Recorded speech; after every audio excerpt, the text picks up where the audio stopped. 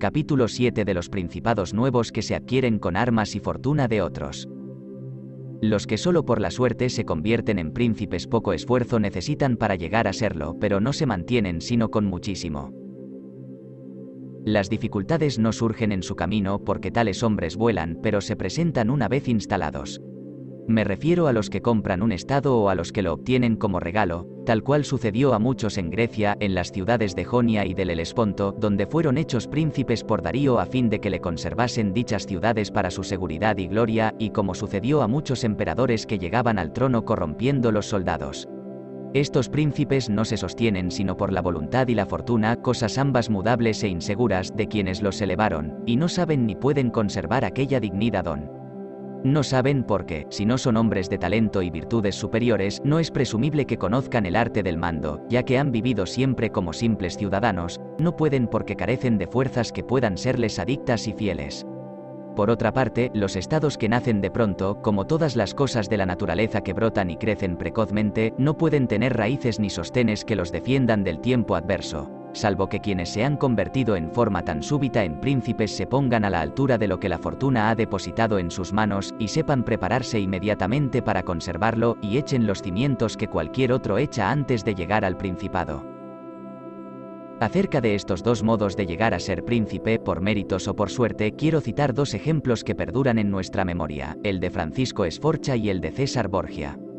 Francisco, con los medios que correspondían y con un gran talento, de la nada se convirtió en duque de Milán y conservó con poca fatiga lo que con 1000 afanes había conquistado.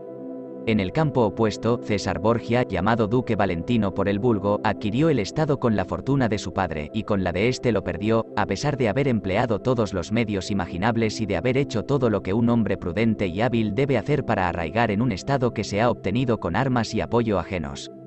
Porque, como ya he dicho, el que no coloca los cimientos con anticipación podría colocarlos luego si tiene talento, aun con riesgo de disgustar al arquitecto y de hacer peligrar el edificio.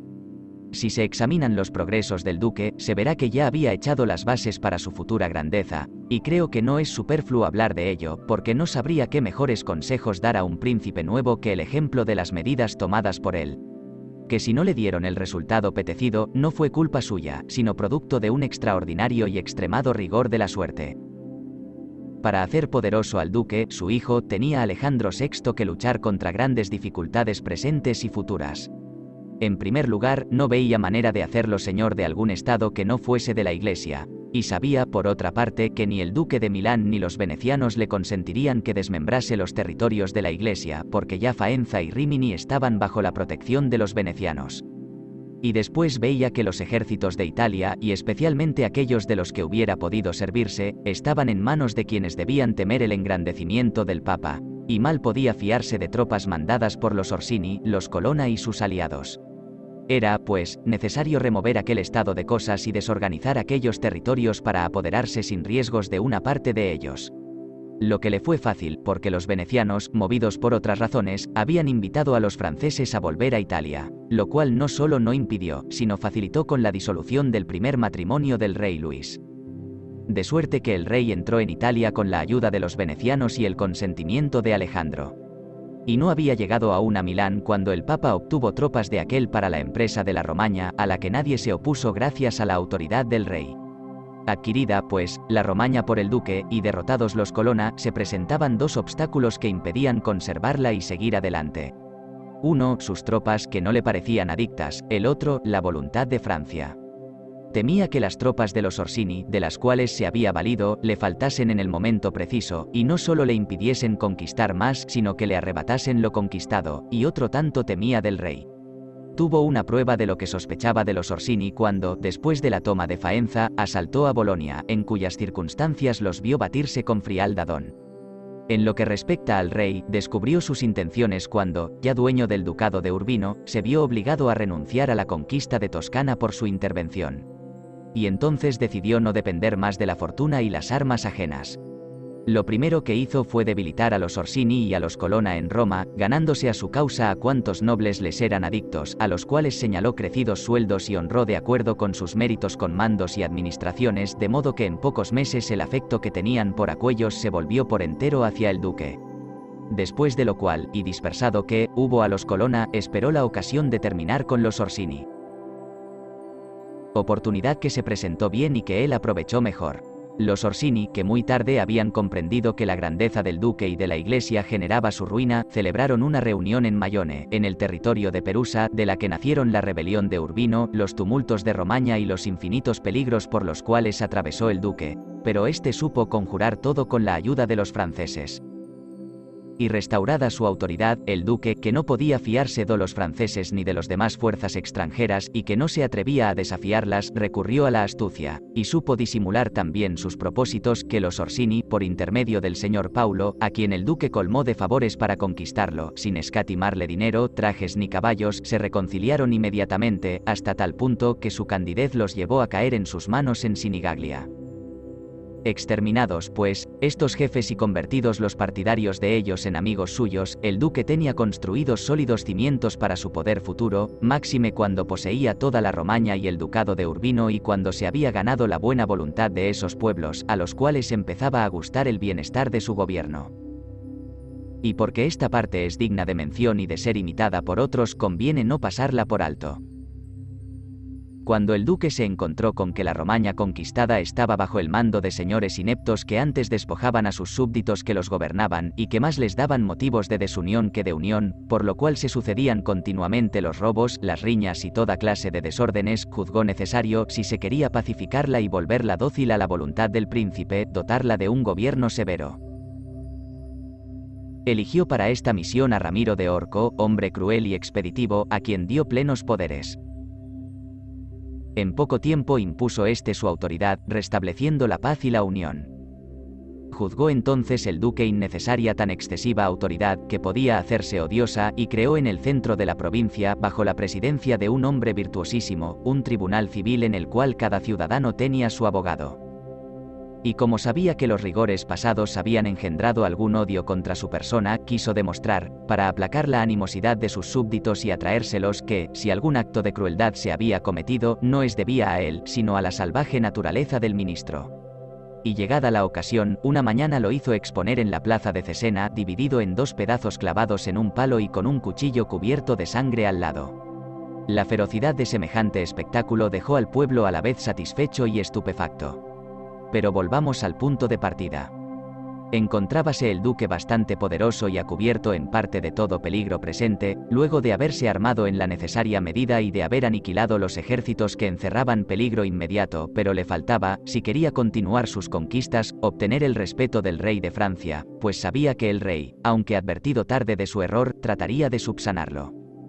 Empezó por ello a buscarse amistades nuevas y a mostrarse indeciso con los franceses cuando estos se dirigieron al reino de Nápoles para luchar contra los españoles que sitiaban a Gaeta. Y si Alejandro hubiese vivido aún, su propósito de verse libre de ellos no habría tardado en cumplirse. Este fue su comportamiento en lo que se refiere a los hechos presentes. En cuanto a los futuros, tenía sobre todo que evitar que el nuevo sucesor en el papado fuese enemigo suyo y le quitase lo que Alejandro le había dado. Y pensó hacerlo por 4 medios distintos: primero, exterminando a todos los descendientes de los señores a quienes había despojado para que el Papa no tuviera oportunidad de restablecerlos. Segundo, atrayéndose a todos los nobles de Roma para oponerse, con su ayuda, a los designios del Papa. Tercero, reduciendo el colegio a su voluntad, hasta donde pudiese. Cuarto, adquiriendo tanto poder, antes que el Papa muriese, que pudiera por sí mismo resistir un primer ataque. De estas 4 cosas ya había realizado 3 a la muerte de Alejandro, la cuarta estaba concluida. Porque señores despojados mató a cuantos pudo alcanzar, y muy pocos se salvaron. Y contaba con nobles romanos ganados a su causa, y en el colegio gozaba de gran influencia. Y por lo que toca a las nuevas conquistas, tramaba apoderarse de Toscana, de la cual ya poseía a Perusa y Piombino, aparte de Pisa, que se había puesto bajo su protección. Y en cuanto no tuviese que guardar mis miramientos con los franceses, que de hecho no tenía por qué guardárselos, puesto que ya los franceses habían sido despojados del reino por los españoles, y que unos y otros necesitaban comprar su amistad, se echaría sobre Pisa. Después de lo cual Lucca y Siena no tardarían en ceder, primero por odio contra los florentinos, y después por miedo al duque, y los florentinos nada podrían hacer. Si hubiese logrado esto, aunque fuera el mismo año de la muerte de Alejandro, habría adquirido tanto poder y tanta autoridad que se hubiera sostenido por sí solo, y no habría dependido más de la fortuna ni de las fuerzas ajenas, sino de su poder y de sus méritos. Pero Alejandro murió 5 años después de que el hijo empezara a desenvainar la espada. Lo dejaban con tan solo un estado afianzado, el de Romaña, y con todos los demás en el aire, entre dos poderosos ejércitos enemigos y enfermo de muerte. Pero había en el duque tanto vigor de alma y de cuerpo, también sabía cómo se gana y se pierde a los hombres, y los cimientos que echara en tan poco tiempo eran tan sólidos que, a no haber tenido 2 ejércitos que lo rodeaban, o simplemente a haber estado sano, se hubiese sostenido contra todas las dificultades. Y si los cimientos de su poder eran seguros o no, se vio enseguida, pues la Romaña lo esperó más de un mes. Y, aunque estaba medio muerto, nada se intentó contra él, a pesar de que los Bayoni, los Vitelli y los Orsini habían ido allí con ese propósito, y si no hizo papa a quien quería, obtuvo por lo menos que no lo fuera quien él no quería que lo fuese. Pero todo le hubiese sido fácil a no haber estado enfermo a la muerte de Alejandro. Él mismo me dijo, el día en que elegido Julio II, que había previsto todo lo que podía suceder a la muerte de su padre, y para todo preparado remedio, pero que nunca había pensado que en semejante circunstancia él mismo podía hallarse moribundo. No puedo, pues, censurar ninguno de los actos del duque. Por el contrario, me parece que deben imitarlos todos aquellos que llegan al trono mediante la fortuna y las armas ajenas. Porque no es posible conducirse de otro modo cuando se tienen tanto valor y tanta ambición. Y si sus propósitos no se realizaron, tan solo fue por su enfermedad y por la brevedad de la vida de Alejandro.